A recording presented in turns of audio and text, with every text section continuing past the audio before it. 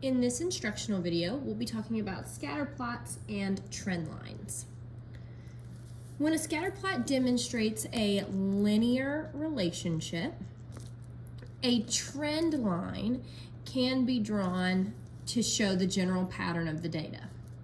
A trend line, or a line of best fit, is a straight line that should lie as close as possible to the points of data in the scatter plot.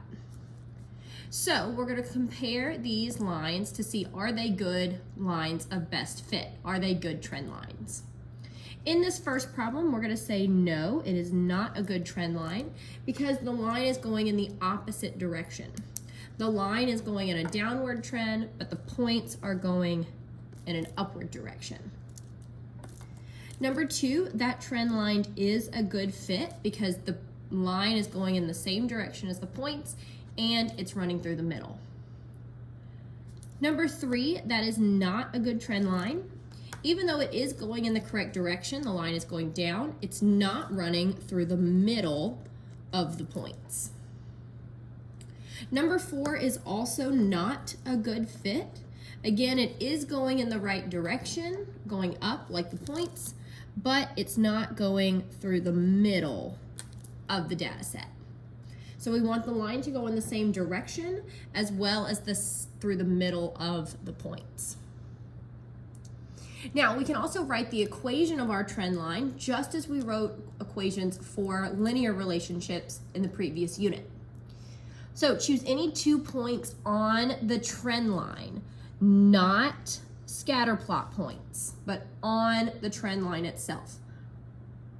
And set up a ratio of rise to run to find the slope of the line, which we know is letter M.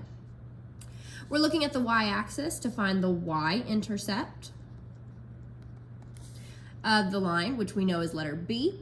And then we use these to write the equation in slope-intercept form, y equals mx, and then plus b at the back. Looking at number 5, I can see that my y-intercept point is going to be 8 because that's where my graph starts. Again, we're going to pick a point on the line, not a scatter plot point. So connecting my y-intercept to my point, I would go down 2 units and then over 6.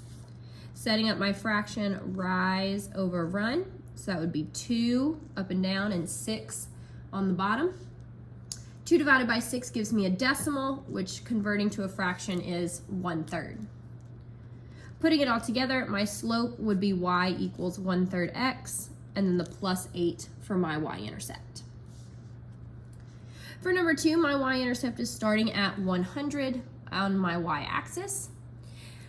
Picking another readable point, again, not a scatter plot point, but another readable point on the line itself.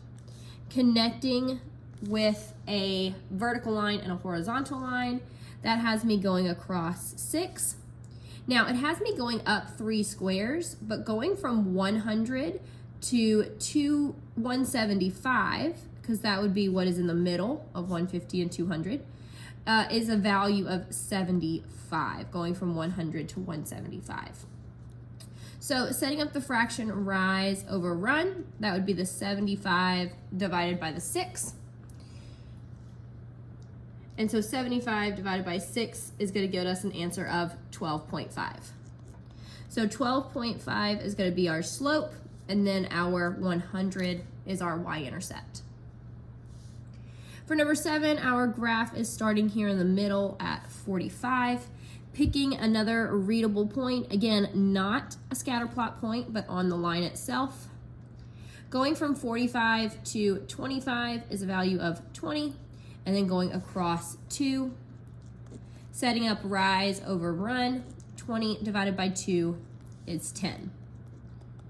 We can look and see that the line is going in a downward direction, meaning that we have a negative 10 for our slope, and then our positive 45 for our y-intercept. Number 8, to find the slope of the trend line below, Riley chose the points 180 and 230. Explain whether the point she chose will help her write the correct equation of the line. So 1 and 80 and 2 and 30 are not good points because they do not lie on the trend line itself.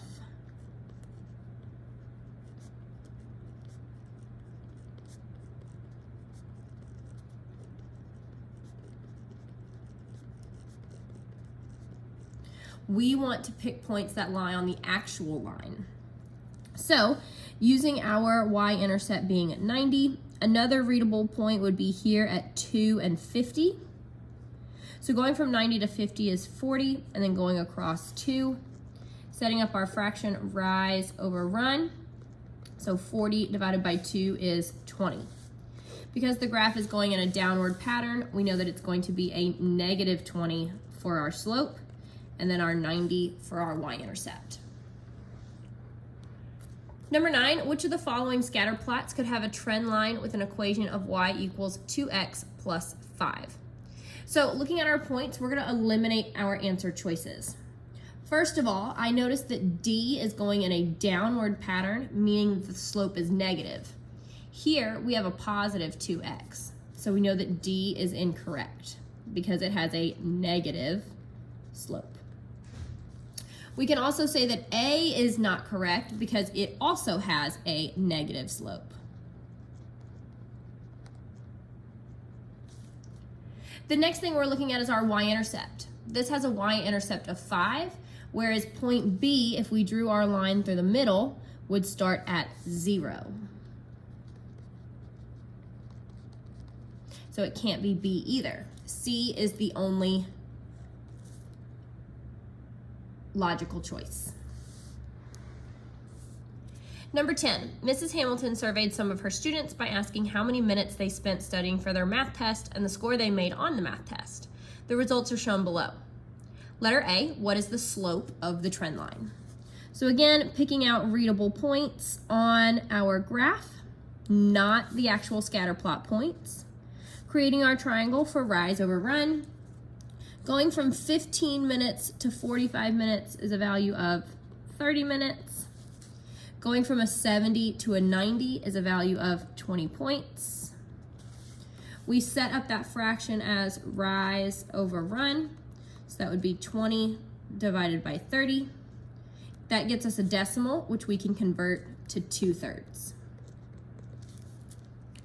What does the slope mean in the context of the situation? So 2/3, it would be that you can go 2 points